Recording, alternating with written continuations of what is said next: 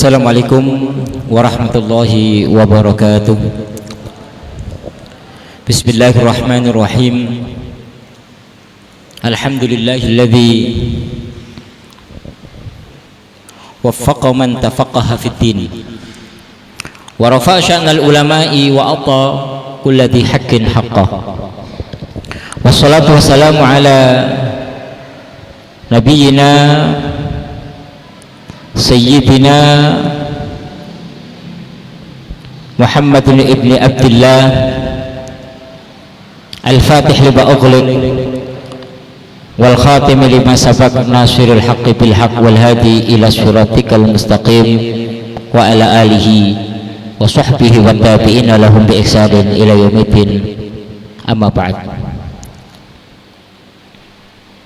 Alhamdulillah atas kebaikan yang diberikan oleh Allah di sore hari ini, di tempat yang mulia ini, di bulan yang mulia ini, kita masih dikumpulkan oleh Allah di tempat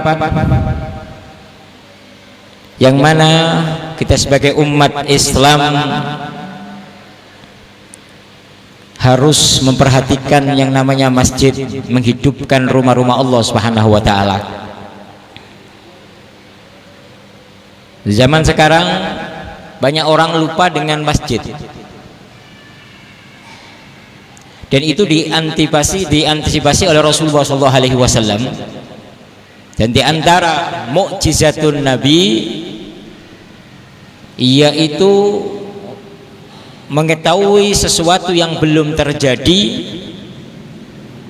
dan itu semuanya pengetahuan dari Allah Subhanahu wa taala. Oleh karena itu, berapa abad yang lalu Rasulullah SAW bersabda,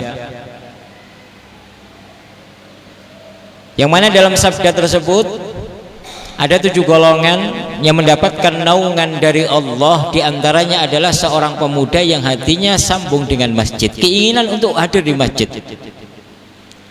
Kenapa ada motivasi itu? Karena nanti di akhir zaman orang masuk masjid itu malas, apalagi anak-anak kita.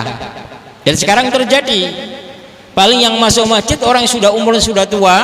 Nah ini, tapi anak-anak muda, nah ini hatinya tidak ada kerinduan kepada masjid. Satu, karena orang tuanya tidak pernah menganjurkan untuk duduk di masjid. Yang kedua adalah karena tidak ada perhatian dari kita untuk bagaimana mereka itu peduli dengan rumah Allah Subhanahu wa taala. Maka Rasulullah memberikan dorongan, memberikan pahala yang besar, memberikan posisi yang sangat mulia bagi orang yang hatinya sambung dengan masjid. Karena di akhir zaman nanti banyak orang yang meninggalkan masjid, dan sekarang dibuktikan dan kita lihat bagaimana masjid kita ini kalau di waktu sholat subuh bisa dihitung dari jumlah masyarakat yang ada di tempat ini mungkin sampai ribuan. Tapi ribuan orang ini yang masuk masjid berapa? Apakah 10%? Apakah 20%? Apakah 30%? Atau 90%? Mungkin di bawah 10%. Oleh karena itu tugas kita semuanya, ini mumpung di bulan Maulidun Nabi, bagaimana memberikan dorongan, motivasi kepada anak-anak kita semuanya, kepada para penerus, para pejuang-pejuang yang berjuang untuk membela agama Allah ini. Maka pertama kali yang kita hidupkan adalah rumah Allah, yaitu dipenuhi dengan sholat berjamaah, khususnya sholat subuh. Orang yang istiqomah sholat subuh berjamaah, insya Allah dia akan istiqomah di dalam urusan lainnya. Agar tapi jika dia tidak istiqomah di dalam urusan sholat jamaah di waktu subuh, yang lainnya akan hilang. Makanya guru-guru kami mengajarkan, kalau kamu punya anak, didik dulu sholat subuhnya dengan jamaah.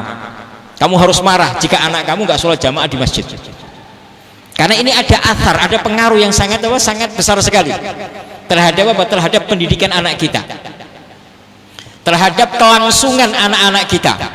Nah ini, maka hatinya dulu disambungkan. Kalau hatinya sudah sambung, maka dimanapun berada, dia tinggal dimanapun, mau tinggal di Belanda, mau tinggal di Jakarta, mau tinggal di Jogja, maka dia akan lurus. Karena apa? Karena orang tuanya telah membiasakan untuk masuk rumah-rumah Allah Subhanahu wa ta'ala. Jadi harus kita kenalkan anak kita, dan harus kita hukum. Ada hukuman punishment, ada hukuman jika kita punya anak nggak sholat jamaah di masjid, harus ada hukuman.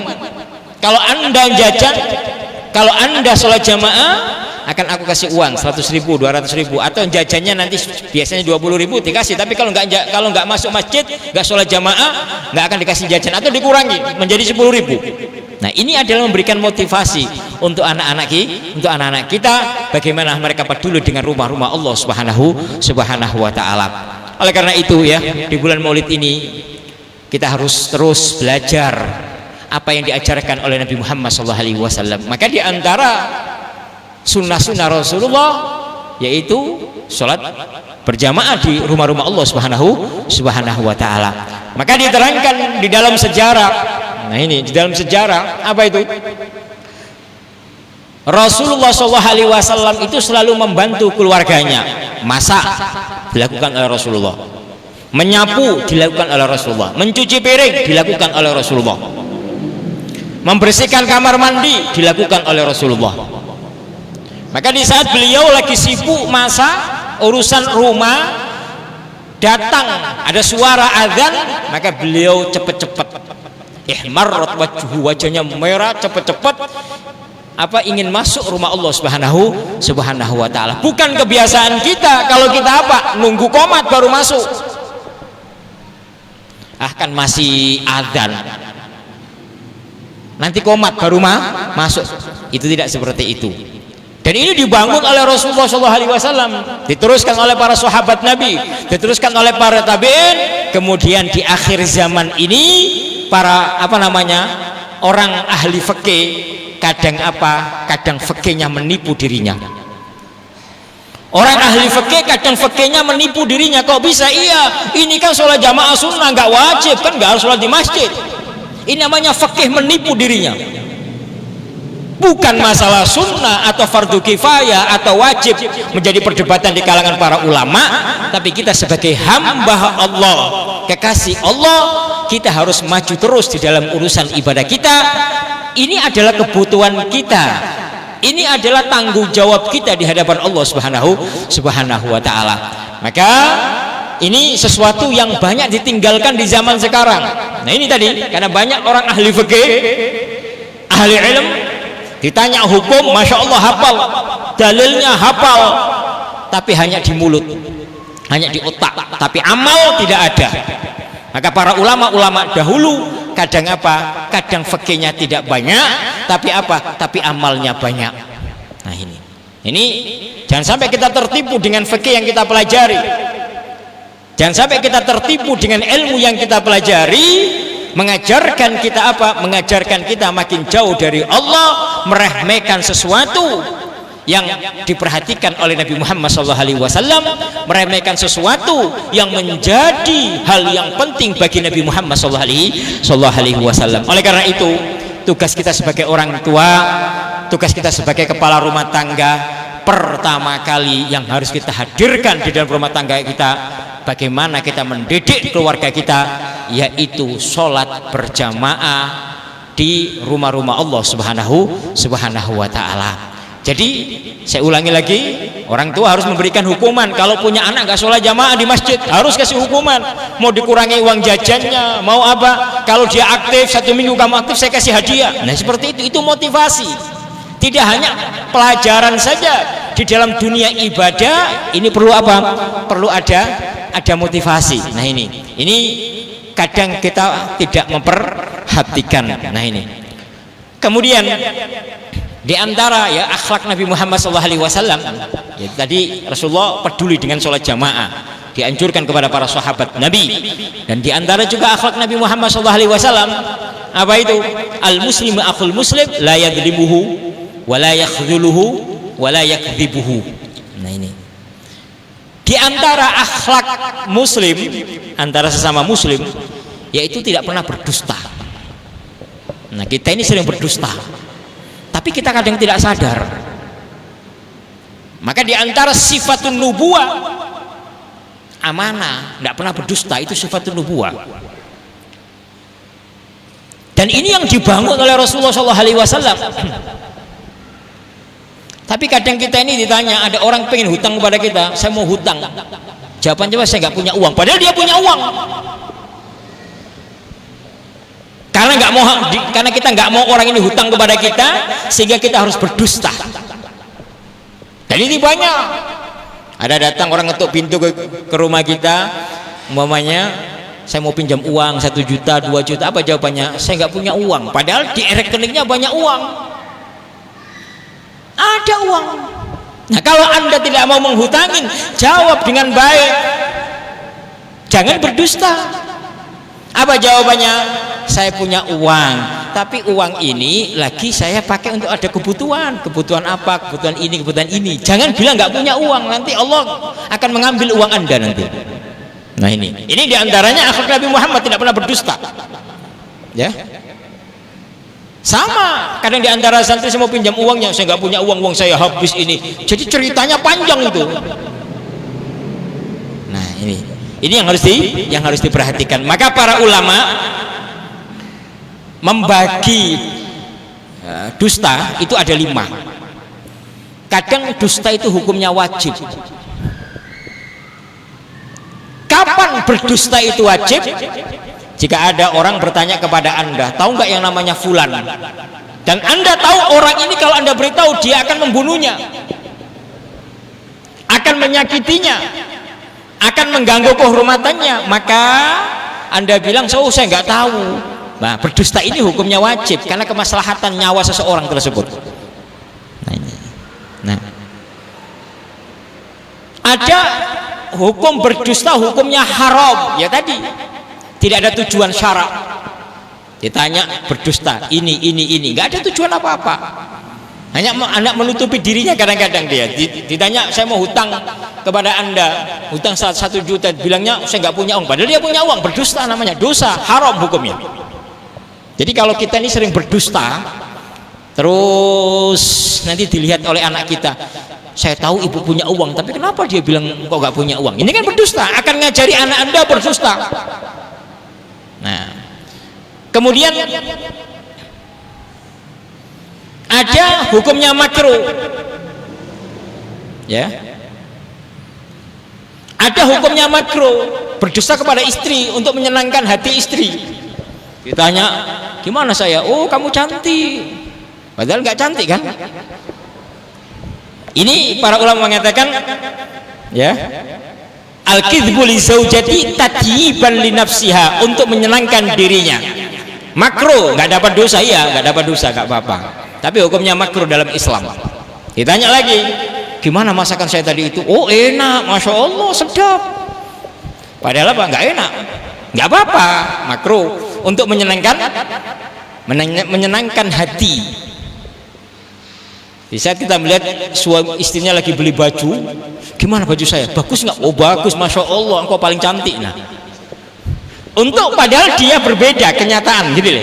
Maka di sini para fuqaha mengatakan hadzal kidhb makruh, tatyib, nggak apa-apa dilakukan supaya tidak terjadi perselisihan di antara suami istri. Nah, ada al-kidhbu baina islahin nas, ini diperbolehkan berdusta tapi untuk kemaslahatan manusia.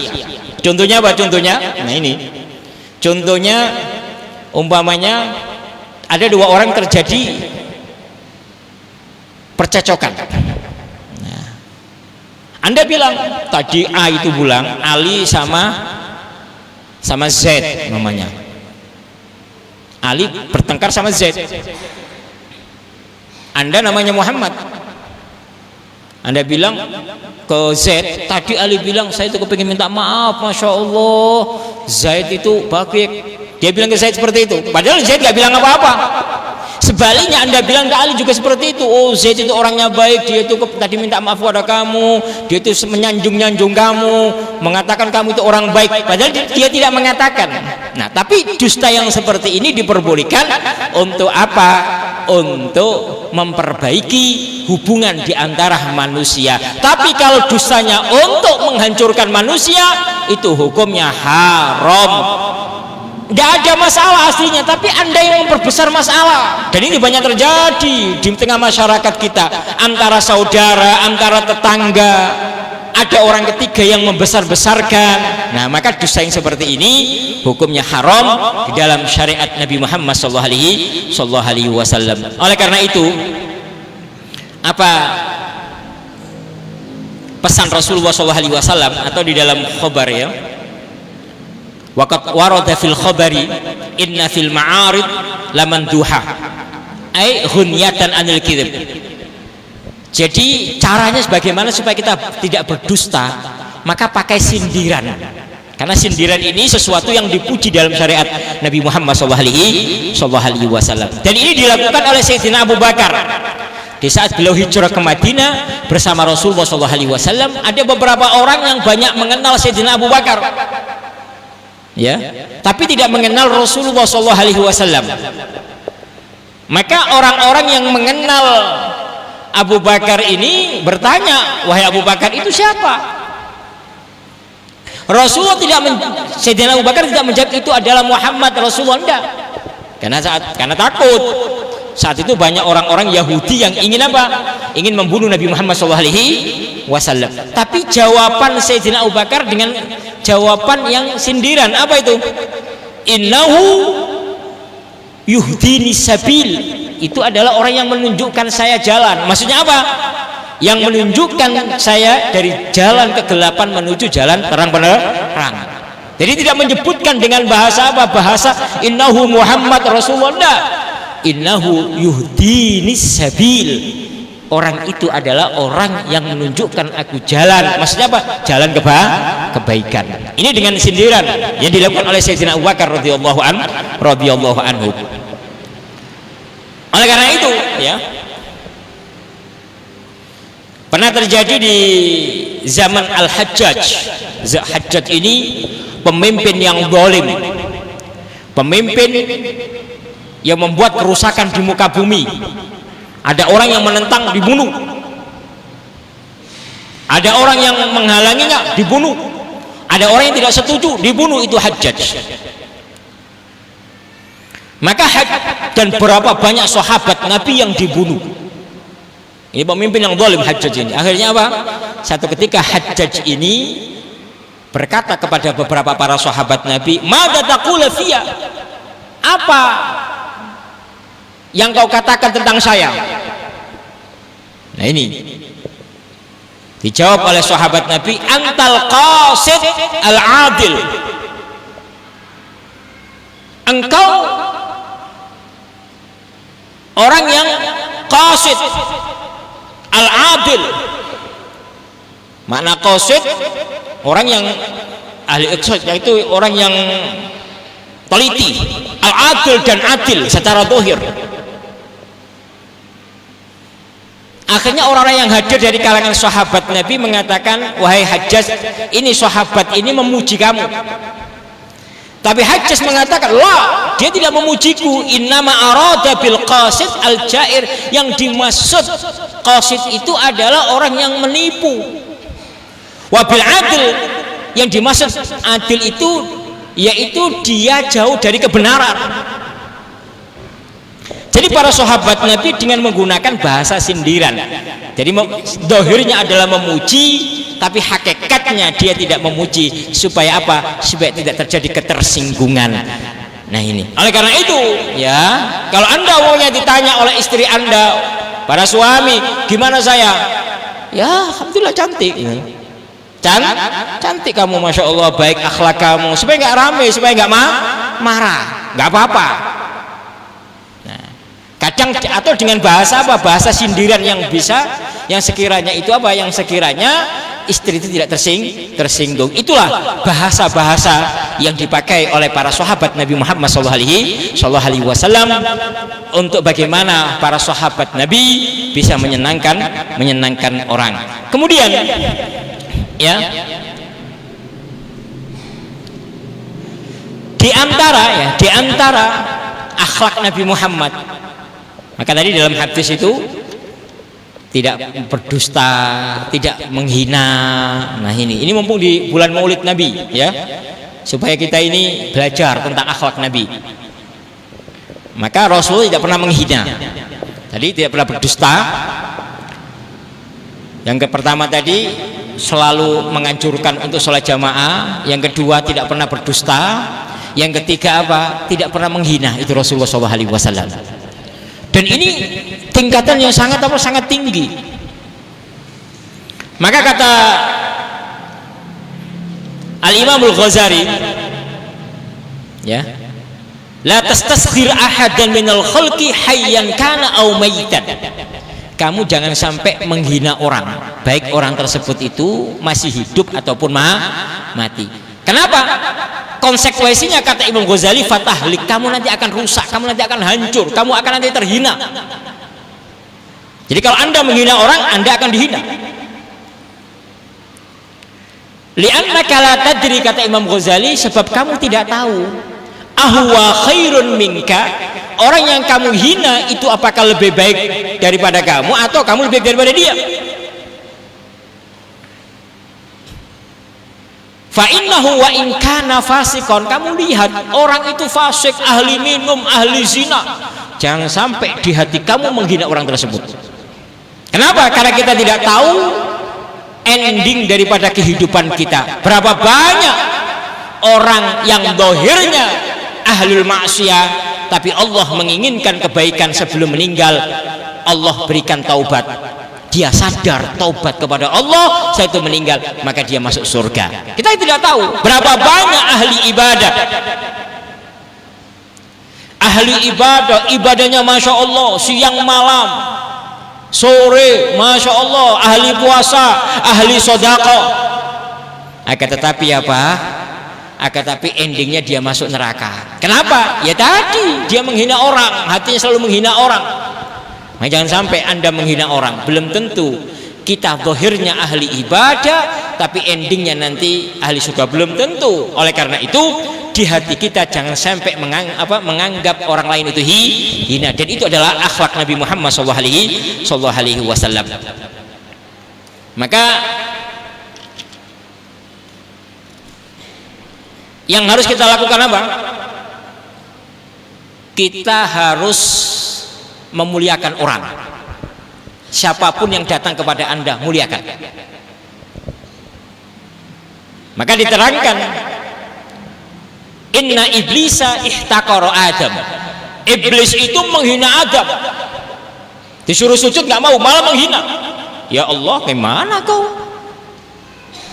Kau suruh kami untuk bersujud kepada Adam, sementara engkau jadikan kami dari cahaya, dari api. Engkau jadikan Adam dari tanah. Dia lebih rendah daripada saya, ya Allah.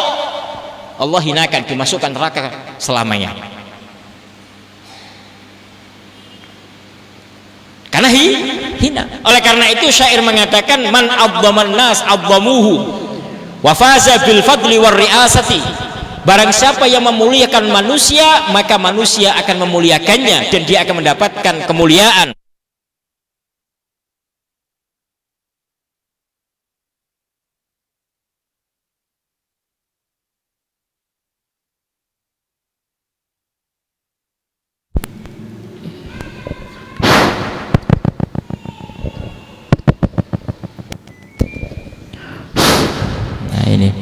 Jadi man abdaman nas, barang siapa yang memuliakan manusia, maka Allah Subhanahu wa taala akan memuliakannya.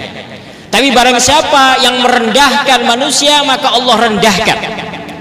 Maka kaidahnya, Anda kalau ingin dimuliakan oleh Allah, maka muliakan manusia. Itu kaidahnya. Kaidah yang diajarkan oleh para ulama kita. Maka pernah terjadi, ya. Ada di zaman Rasulullah, ada seorang perempuan yang pendek, ya, inna imra'atan qasiratan dakhalat 'alan nabi. Ada wanita yang pendek sekali datang kepada Nabi Muhammad SAW. Ya, datang kepada Rasulullah. Falamma kharajat, di saat keluar, dari rumah Rasulullah. Qalat Aisyatu, maka Aisyah berkata, ma afsaha kalamaha, sungguh perkataannya sangat fasih, bahasanya sangat bagus, tapi sayang dia pendek, kata Siti Aisyah. Faqala Rasulullah sallallahu alaihi wasallam,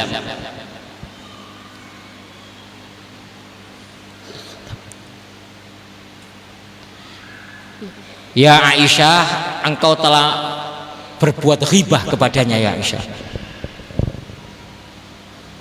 Qalat ma qultu illa ma fiya ya Rasulullah, saya mengatakan apa adanya, memang dia pendek.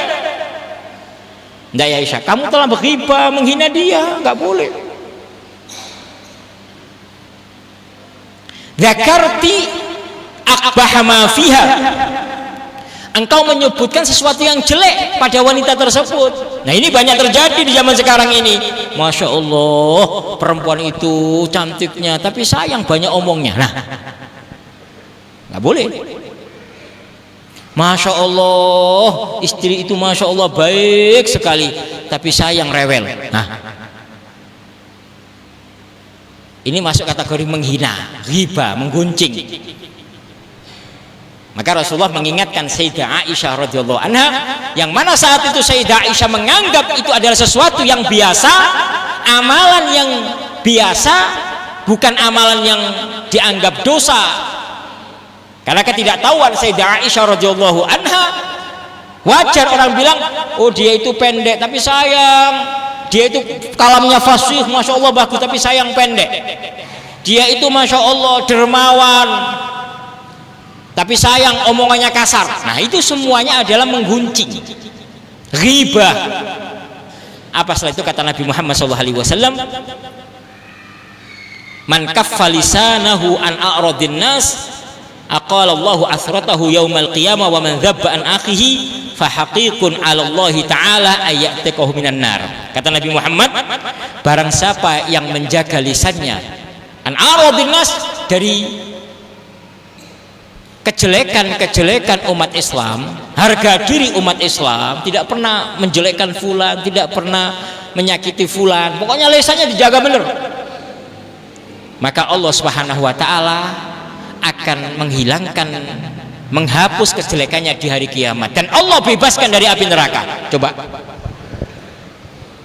maka berapa banyak seorang wanita yang pendiam, menjaga lisannya, jarang bangun malam, jarang sholat tahajud, jarang puasa sunnah, tapi dia adalah wanita yang solihah di hadapan Allah Subhanahu wa taala. Tidak mau keluar dari mulutnya kata-kata yang menyakiti orang lain, tidak pernah keluar dari mulutnya yang kata-kata yang merendahkan orang lain, tidak pernah keluar dari mulutnya kata-kata yang menjadikan orang lain tersinggung. Ahli surga dia. Padahal apa? Di dunia dia jarang sholat tahajud, jarang puasa sunnah, hanya menjalankan kewajiban saja, tapi dia punya posisi kedudukan yang sangat tinggi di hadapan Allah Subhanahu wa taala. Bagaimana tidak, ini yang mengatakan Rasulullah di dalam beberapa riwayat ini. Ya coba, Allah ampuni dosa-dosanya, kejelekannya dihapus oleh Allah. Nah kalau sudah dosanya diampuni oleh Allah, kejelekannya dihapus oleh Allah, tinggal kebaikannya saja, masuk surga dia. Jadi jangan dikira bahwa ahli surga itu orang yang banyak ibadahnya, banyak amalnya. Belum tentu. Kalau amalnya ini tidak dimanage dengan cara yang baik, justru amal kebaikannya ini akan mengantarkan dia ke dalam neraka Allah Subhanahu wa ta'ala. Dia dengan bangganya, dengan sombongnya, makanya Rasulullah SAW mengajarkan para sahabat Nabi, mengajarkan umatnya untuk selalu apa? Selalu berakhlak yang mulia, yaitu tawadhu, rendah hati, tidak mengejek orang, tidak menghinakan orang, keluar dari mulutnya kata-kata yang indah.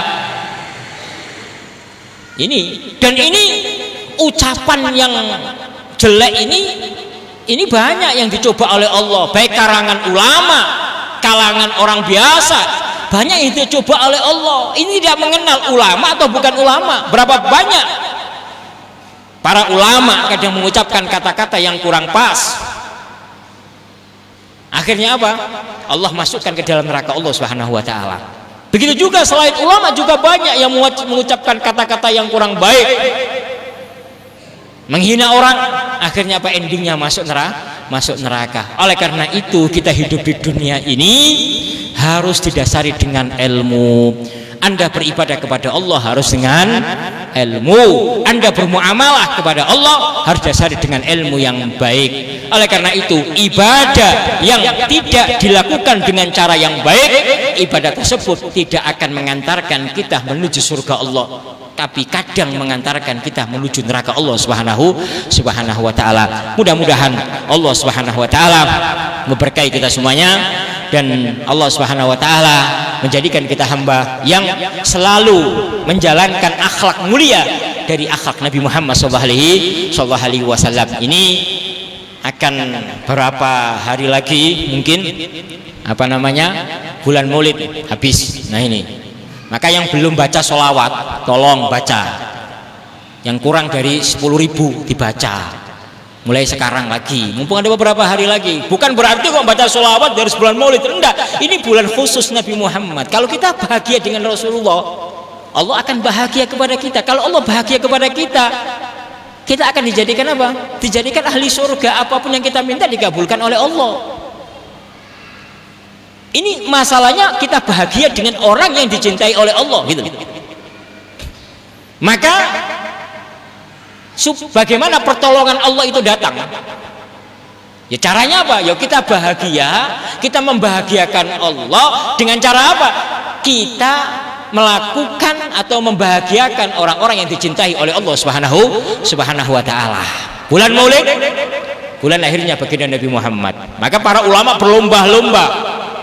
berlomba-lomba di mana-mana bulan Maulid ini. Jangan malas-malasan hari di majlis.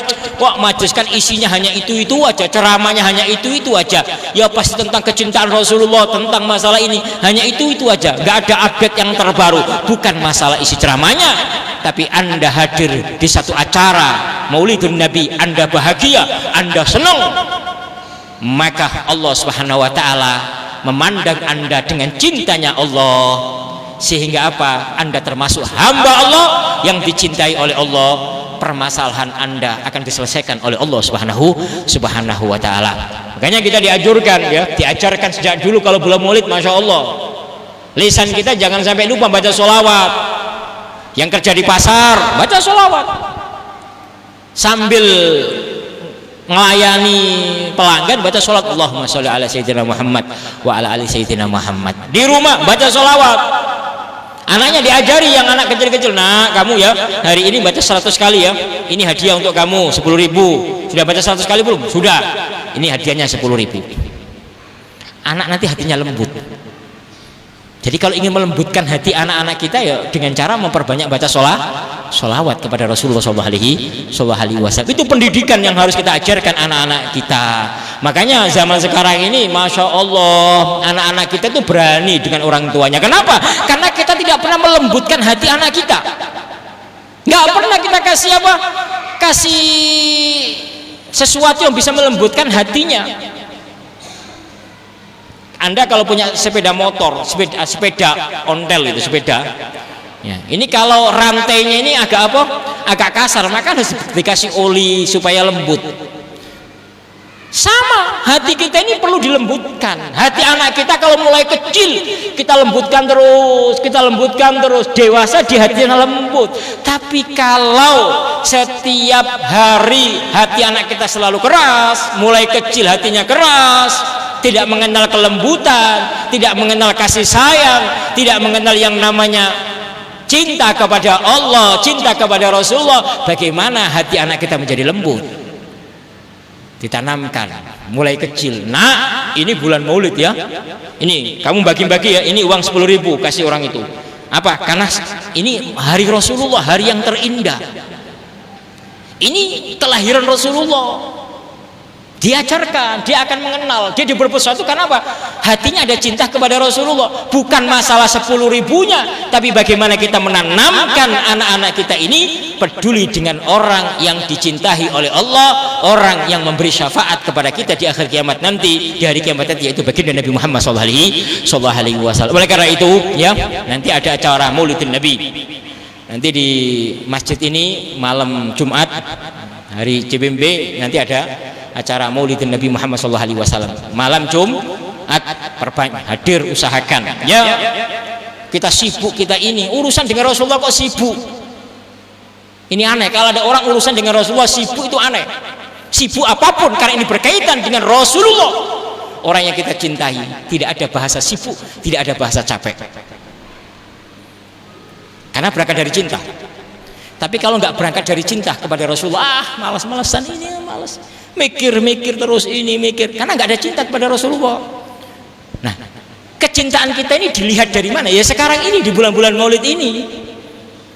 Kita kalau hadir di majlis Maulidin Nabi, tentang sejarah kehidupan Nabi Muhammad, dibacakan sejarah Rasulullah di dalam acara-acara Maulidin Nabi. Para ulama mengadakan seperti ini tidak lain tujuannya hanya supaya apa? Supaya kita kenal dengan Rasulullah. Itu aja. Makanya orang-orang orientalis non muslim, apa mereka mengatakan? Ini yang harus kita baca ini. Ini triknya orang non muslim.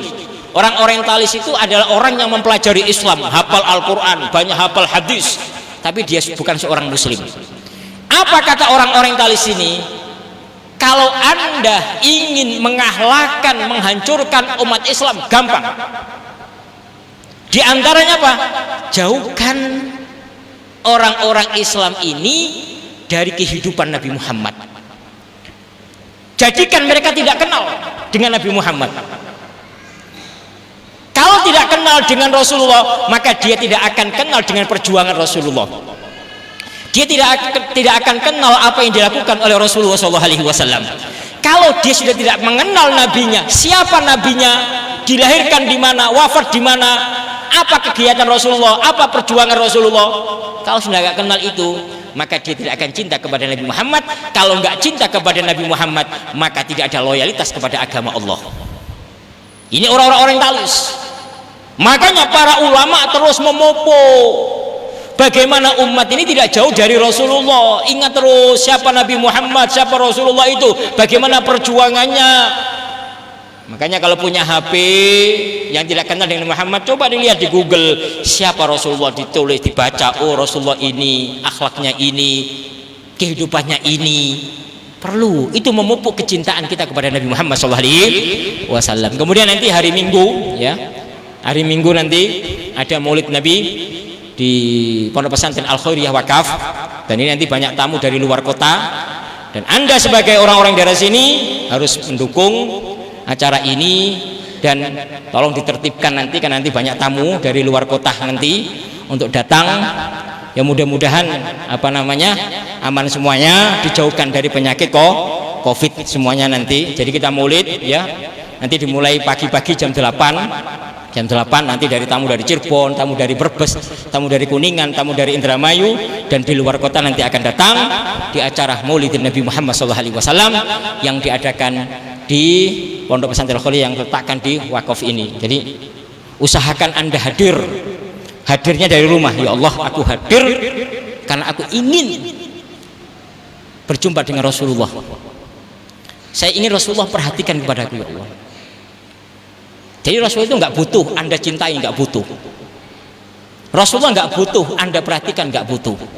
Tapi kita ini butuh diperhatikan oleh Rasulullah SAW. Maka para ulama mengatakan, kalau di padang mahsyar nanti, kalau kita mencari Rasulullah kerepotan. Nggak mungkin kita mencari Rasulullah, karena banyaknya umat, mulai Nabi Adam sampai Rasulullah berapa miliar. Mau mencari Rasulullah nggak mungkin.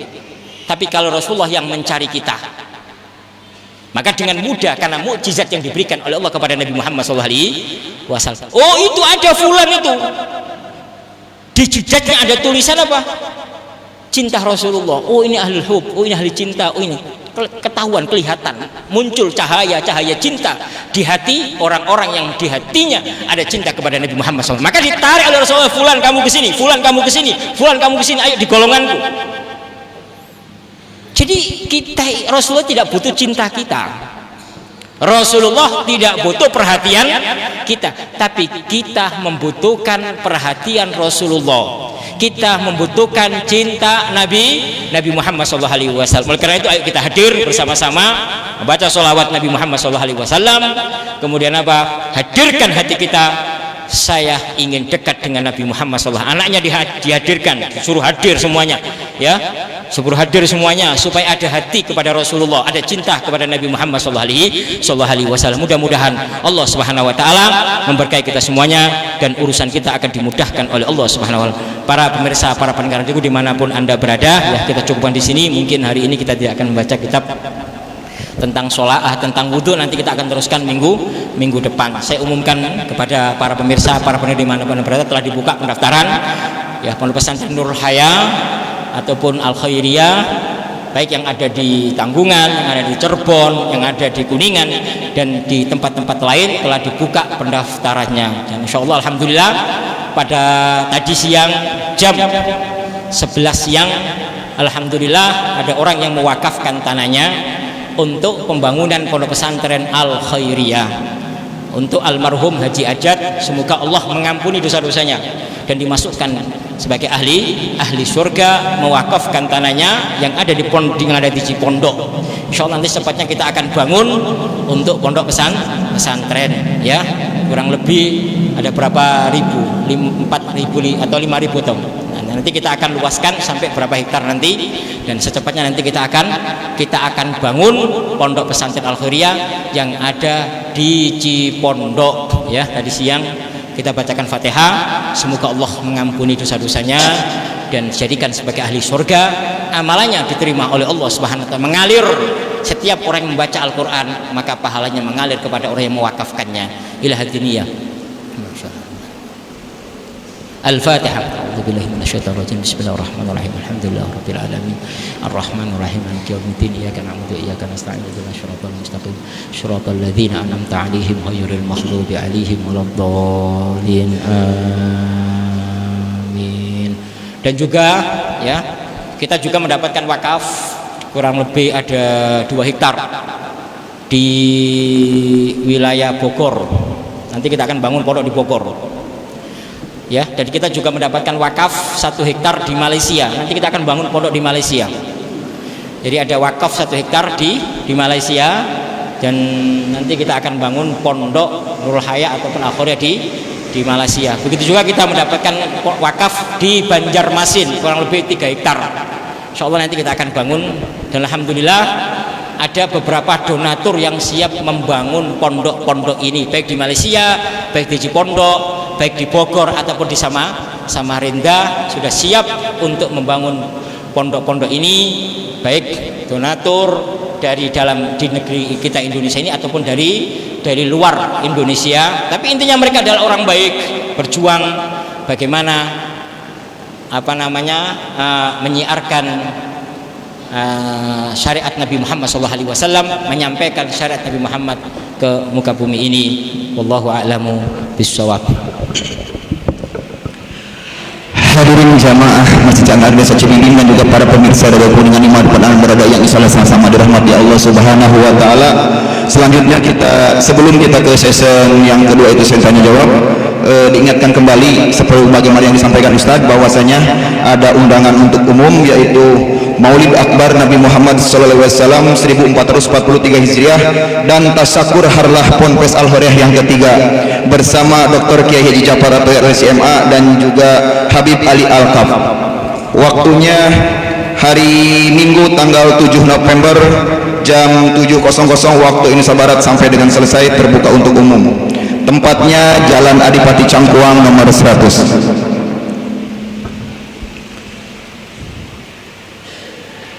Langsung saja, tadi ini ada beberapa pertanyaan, ada 3 pertanyaan yang masuk ke redaksi. Yang pertama, Assalamualaikum Ustadz, saya Abdul Fatah dari Cirebon.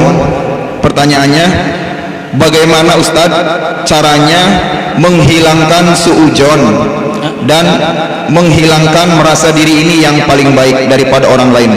Syukran Ustadz. Wassalamualaikum warahmatullahi wabarakatuh. Waalaikumsalam warahmatullahi wabarakatuh. Bagaimana kita melihatkan suudzon kepada orang lain?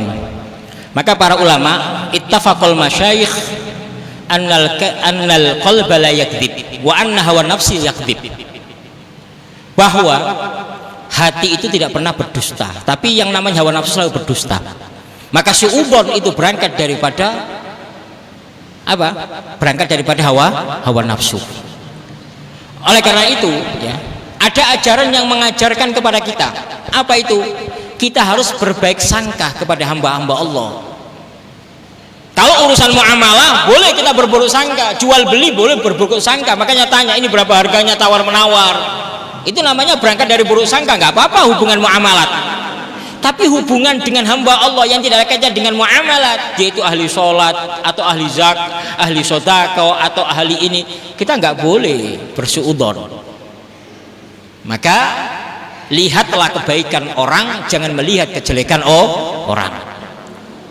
Makanya para ulama mengajarkan kepada kita, kalau kita berjumpa dengan hamba Allah pertama kali, di saat kita melihat hamba Allah yang kita hadirkan di dalam hati kita, apa yang bisa saya lakukan dari kebaikan untuk orang tersebut?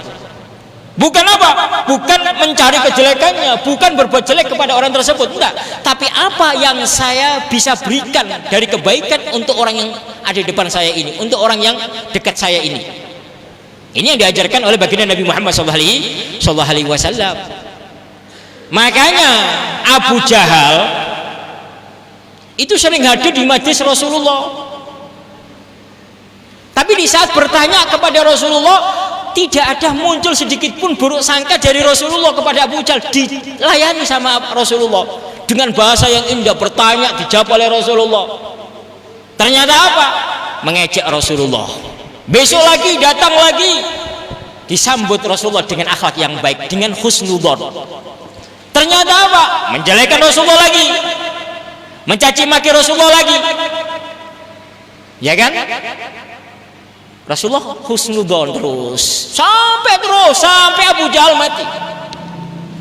Abu Lahab juga sama seperti itu. Berjumpa dengan Rasulullah menanggapinya dengan husnudzon, baik sangka. Nah ini memang repot. Makanya ahli surga harus bisa. Kalau kita ingin menjadi ahli surga harus bisa, harus belajar. Jangan sedikit ketemu orang suudzon, ketemu orang buruk sangka, ketemu orang buruk sangka. Ini menghilangkan kebaikan kita yang kita lakukan. Sholat yang kita lakukan ini pahalanya hilang. Nah ini, makanya para ulama itu kalau ada orang ya yang membenci kita, itu kita menyalahkan diri kita, bukan menyalahkan orang tersebut. Itu namanya berburuk sangka kepada diri kita, tapi berbaik sangka kepada orang lain. Dan ini dilakukan oleh Rasulullah. Sering saya sampaikan di majelis-majelis. Apa itu? Sering saya sampaikan cerita dari atau amaliyah Rasulullah SAW ini. Satu ketika, ya Rasulullah SAW, ya, setelah selesai perang Badar, ini kan ada mayit dibulak-balik, ada mayit dipandang oleh Rasulullah, ini siapa, ini siapa, ini siapa. Apa kata sahabat Nabi? Ya Rasulullah, apakah kau tidak tahu ya Rasulullah, orang yang kau pandang ini, orang yang di depan kau ya Rasulullah yang mati ini? Iya, ini orang sering datang kepadaku, tapi saya lupa siapa orang ini. Ini sering datang kepadaku, saya sering melihatnya, tapi siapa orang ini? Ya Rasulullah, kata sahabat Nabi, innahu, sesungguhnya orang ini adalah orang yang sering mencaci maki kau ya Rasulullah, yang sering menyakitimu ya Rasulullah. Orang ini ingin membunuhmu ya Rasulullah. Berapa kali? Maka Rasulullah SAW meneteskan air mata. Sahabat ini berkata lagi, ya Rasulullah, seharusnya kau bahagia, orang yang menyakitimu telah mati, orang yang mengganggumu telah mati. Apa jawaban Rasulullah? Wahai sahabat, aku sedih di saat kau cerita bahwa orang ini adalah orang yang sering menyakiti aku. Kok bisa orang ini sering datang kepadaku, sering hadir di majelisku, tapi dia tidak menerima agama Islam? Mungkin saja ini sebab aku menyampaikan dengan bahasa yang kurang indah, aku menyampaikan dengan bahasa yang kurang bagus, aku menyampaikan dengan bahasa yang menyinggungnya. Seharusnya dia masuk Islam, gara-gara bahasaku yang kurang bagus ini sehingga dia tidak mau masuk Islam. Ada akhlakun Nabi, akhlak Rasulullah SAW. Berbaik sangka, menyalahkan diri sendiri, introspeksi diri. Ayo coba, kalau kita ada orang yang mengganggu kita, yang menyakiti kita, mati, alhamdulillah. Orang yang mencuri ayam kita sudah mati. Nah, itu kita. Tapi Rasulullah enggak. Ini akhlak yang dibangun oleh Nabi Muhammad SAW. Dan kejelekan orang tersebut ini dilupakan oleh Rasulullah. Maka Rasul mengatakan, ini siapa? Orang ini kan sering ketemu dengan aku, kok lupa siapa ini?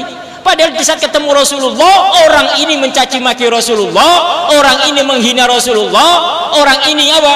Selalu melontarkan kata-kata yang kurang bagus kepada Nabi Muhammad. Tapi itu semuanya dilupakan oleh Rasulullah SAW dan tidak ingat sama sekali. Jadi Rasulullah memandang manusia itu yang dilihat adalah kebaikannya, bukan kejelekannya. Itu Nabi Muhammad SAW. Maka benar apa yang dikatakan Al-Bushairi, basarun la kal bashar, manusia tapi tidak seperti manusia. Itulah Nabi kita, baginda Nabi Muhammad SAW. Mudah-mudahan Allah Subhanahu Wa Taala memberkahi kita semuanya dan urusan kita akan dimudahkan oleh Allah Subhanahu Wa Taala, baik urusan dunia ataupun urusan akhirat kita. Ya, para pemirsa, para pendengar dimanapun Anda berada, ya saya tegaskan kembali pendaftaran gelombang pertama Pondok Pesantren Nurul Hayat ataupun Al Khairiyah telah dibuka. Nah, alhamdulillah di Nurul Hayat sudah masuk kurang lebih sudah banyak ya, mendekati 100 orang yang sudah masuk itu. Ada berapa? Mungkin 60 70 sudah masuk yang untuk gelombang pertama ini. Karena gelombang pertama kita hanya menerima hanya 100 orang. Nanti kita tutup, kita tes, atau 150 orang nanti kita tes, kita hanya terima 100 orang. Nanti gelombang kedua yang masuk berapa ratus kita terima hanya 100 orang. Gelombang ketiga yang masuk berapa ratus orang kita terima hanya 100 orang. Karena kita hanya menerima 300 orang. Untuk di pusat sana kita tidak menerima banyak-banyak karena keterbatasan asrama. Wallahu a'lam bishawab. Bismillahirrahmanirrahim. Alhamdulillahirabbil alamin wassalatu wassalamu ala sayyidina Muhammadin wa alihi wa sahbihi ajma'in. Allahumma inna nas'aluka ridhaka wal jannah wa na'udzubika min sakhatika wan nar. Allahumma nawwir qulubana binuril ma'rifah waftah alaina futuhal arifin waj'alna min ahli taqwal istiqamah wakhtim lana bil husni wa radin anna ya Allah. Ya Hayy ya Qayyum, Maha Pengasih Maha Penyayang ya Allah. Kami berada di bulan Maulidin Nabi, di bulan Rabiul Awal ini ya Allah. Jadikan hati kami sambung dengan kasih-Mu Nabi Muhammad ya Allah. Jadikan mulut kami penuh dengan membaca salawat kepada kekasih-Mu Nabi Muhammad ya Allah. Jadikan Nabi Muhammad ada di hati kami. Nabi Muhammad ada di hati kami ya Allah, dimanapun berada. Kami selalu ingat dengan kekasih-Mu Nabi Muhammad ya Allah, sehingga tingkah laku kami sesuai dengan sunnah Nabi Muhammad SAW. Ya Allah ya Hayy ya Qayyum, kami banyak teledor ya Allah. Kami tidak bisa memberikan hak-hak Nabi Muhammad ya Allah kepada atas kami ya Allah. Nabi Muhammad yang membela kami, Nabi Muhammad yang memperjuangkan kami ya Allah, tapi kami tidak pernah ingat dengan Nabi Muhammad, jarang membaca sholawat kepada kekasih-Mu Nabi Muhammad ya Allah. Maka ampuni segala dosa ini ya Allah. Allahumma ya Allah, syarifna bi ru'yati sayyidina Muhammad, muliakan mata kami untuk bisa memandang wajah kekasih-Mu Nabi Muhammad ya Allah. Allahumma ya Allah, penuhi rumah kami dengan cahaya ketakwaan ya Allah. Penuhi rumah kami dengan bacaan Al-Quranul Karim ya Allah. Kamar kami penuh dengan bacaan salawat kepada Nabi Muhammad SAW ya Allah. Allahumma ya Allah, mudahkan segala urusan kami, baik urusan dunia ataupun urusan akhirat kami ya Allah. Allahumma ya Allah, sungguh kami serahkan segala urusan kami kepadamu ya Allah. Kau maha kuat, Kau maha mampu ya Allah. Kami hanya berusaha ya Allah, kami hanya membuat program-program ya Allah, tapi Engkau yang menentukan segalanya ya Allah. Maka berikan kemudahan kepada kami ya Allah. Allahumma ya Allah, jadikan kami para pejuang-pejuang yang tulus, yang ikhlas karenamu ya Allah.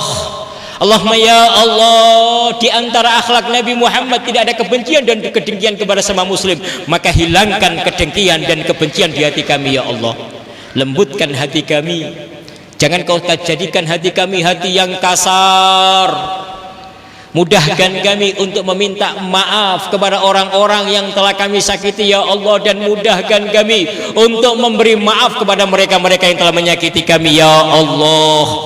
Allahumma ya Allah, mudahkan hati kami untuk bisa menerima kebaikan ya Allah. Allahumma ya Allah, mudahkan kami untuk bisa beribadah kepadamu dengan cinta ya Allah, tidak dengan keterpaksaan ya Allah. Kami sholat 5 waktu berjamaah dengan cinta kepadamu ya Allah, hanya ingin mendapatkan ridhamu ya Allah. Maka jadikan ibadah yang kami lakukan ini ya Allah, ibadah yang dilakukan dengan cinta ya Allah. Jangan sampai kami melakukan ibadah-ibadah yang kau wajibkan ini karena jadikan sebagai beban ya Allah. Allahumma ya Allah, dekatkan kami dengan orang-orang baik, dekatkan kami dengan orang-orang soleh ya Allah, dekatkan kami dengan orang-orang yang kau cintai ya Allah. Maka dekat dengan mereka ya Allah. Kau penuhi hati kami dengan cahaya ketakwaan karena berkahnya orang soleh yang dekat dengan kami ya Allah.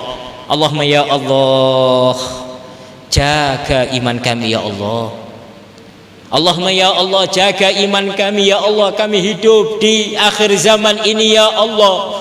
Fitnah ada di rumah kita, fitnah ada di kamar kita, fitnah ada di HP kami ya Allah. Allahumma ya Allah, jadikan kami hamba yang bisa bersyukur kepadamu ya Allah. Kau berikan kami HP, maka jadikan kami hamba yang bisa bersyukur untuk bisa memanfaatkan HP ini dengan baik ya Allah. Kau berikan kami televisi ya Allah, maka jadikan kami hamba yang bisa bersyukur atas televisi ini ya Allah, sehingga kami bisa menggunakannya dengan baik ya Allah. Allahumma ya Allah, jangan kau jadikan televisi, HP kami atau yang lainnya hujah jelek bagi kami ya Allah, tapi jadikan itu adalah kebaikan untuk kami ya Allah. Allahumma ya Allah, di bulan Maulidin Nabi ini ya Allah, di hari kelahiran Nabi Muhammad ini ya Allah, hidupkan rumah kami dengan cinta kekasihmu, kepada kekasihmu Nabi Muhammad ya Allah. Maka tanamkan di hati anak-anak kami, tanamkan di hati istri kami ya Allah, tanamkan di hati suami kami ya Allah. Allahumma ya Allah, kau penuhi dunia dengan keindahan ya Allah, kau penuhi dunia dengan kenikmatan ya Allah. Maka keindahan dan kenikmatan ini berikan kepada kami nanti juga di akhirat ya Allah. Jangan hanya kami mendapatkan kenikmatan di dunia, tapi di akhirat kau jauhkan dari kenikmatan ini ya Allah. Kau maha pengasih, kau maha penyayang ya Allah. Anak-anak kami ya Allah, anak yang dibanggakan oleh Nabi Muhammad, akhlaknya seperti akhlak Nabi Muhammad, akhlaknya seperti akhlak para sahabat Nabi ya Allah.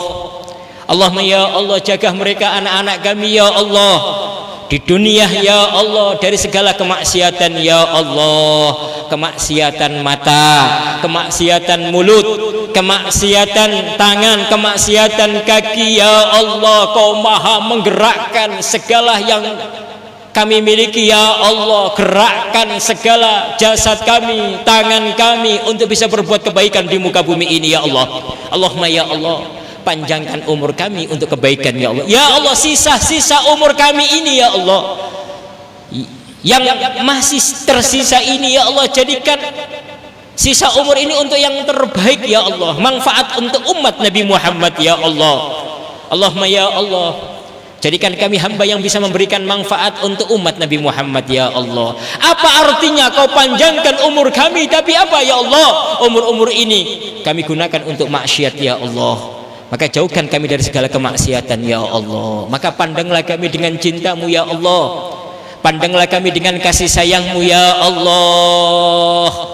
Dan sungguh kasih sayangmu mengalahkan kemarahanmu ya Allah. Antar Rahim, Antar Rahman ya Allah.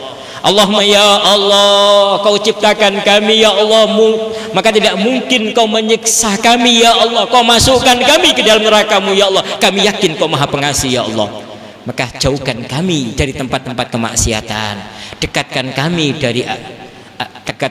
dengan surga-Mu ya Allah, dekatkan kami dengan orang-orang baik, dekatkan kami dengan ahli-ahli surga ya Allah. Allahumma ya Allah, jadikan kami hamba-Mu yang bisa menghormati tamu-tamu kekasih-Mu Nabi Muhammad ya Allah. Mereka yang hadir di maulid-maulid ya Allah, itu adalah tamu-tamu Rasulullah ya Allah. Jika kami tidak ada cinta di hati kami ya Allah, paling sedikit kami bisa menghormati mereka, tamu orang-orang yang datang di majlis-majlis maulid yang di hatinya ada kecintaan Nabi Muhammad, sehingga mereka yang akan menarik kami di saat kami masuk neraka-Mu ya Allah, mereka menarik kami dari neraka menuju surga-Mu ya Allah.